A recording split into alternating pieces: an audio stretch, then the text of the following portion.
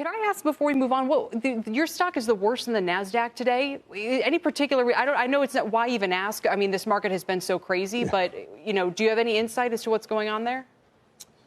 No, I really don't. We were down a little bit yesterday and then ended up. And we have a very strong business model. We're up and running completely.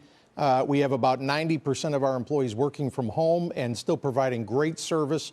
And we have great cash position. So, no, I'm really not sure. When you look at that, it's not really based on too much of anything at this point. Absolutely. And like I said, it's a caveat to try to read too much into any of the moves when there's a financial panic basically going on. So we turn to you on the subject of maybe how to fix that.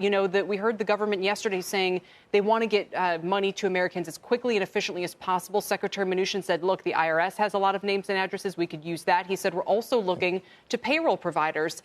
How quickly could Paychex get cash from the government to people?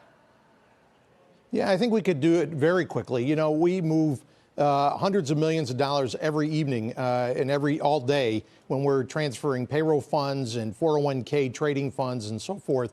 And I think we did it with Katrina. We got money to the victims for the Red Cross very quickly, as you mentioned.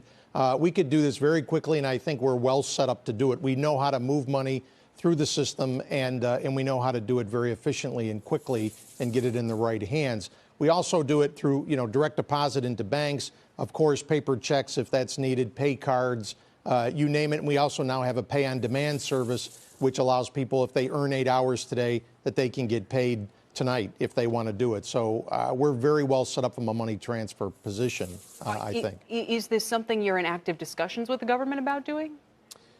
There is some discussions. I think right now they're leaning a little bit more toward the IRS to do it, but we certainly have offered our services to say that we are available. We have over 670,000 clients, have been in business for over 4 decades.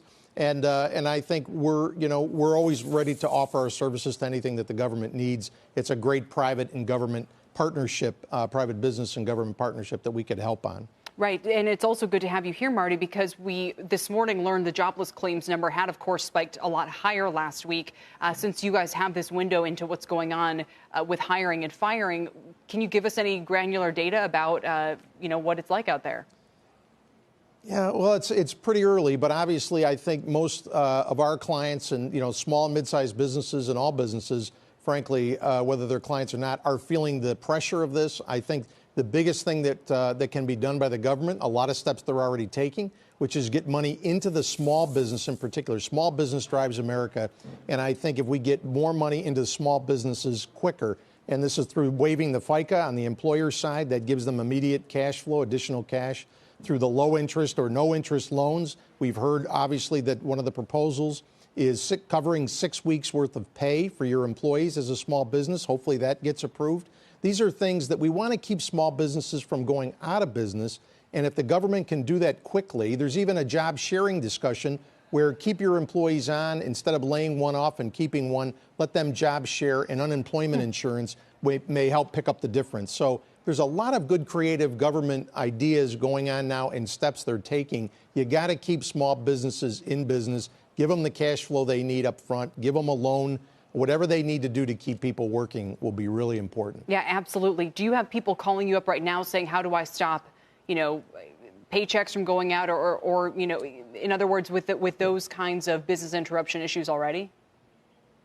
You do see some. We haven't had too much yet. So we haven't seen too much. I think they're trying to wait and see what kind of support that they're going to get from the government because there's so much going on. Also, when you stay with Paychex as a client, we're going to be able to help you through paying the sick time, paying extended parental leave, helping you with unemployment insurance and how to file for that. And we have HR, we provide HR services with over 600 HR specialists across the country that'll provide you and help whether you need to furlough, lay off. How can I help you keep people, like this job sharing idea? So I think we're very well positioned if you stay with a company like us to help you through this very fast changing state and federal regulations that are going on so that you get the most out of it and you have a good shot of staying in business. So final question, Marty, what would be the relative advantage of going with the payroll providers as opposed to the IRS or vice versa? Well, I think both would probably be able to work well because both know how to move money very quickly and get it into the right hands. Payroll providers, you know, we're doing it all the time. Every night, as I said, we're moving hundreds of millions of dollars through the banking system very efficiently and effectively and very safely and securely. So I think we would be a very strong player for that. I think all we need is the data. We could set it up quite quickly. I'm sure the IRS could do it as well. So we're ready and able to help out if the government needs us. All right.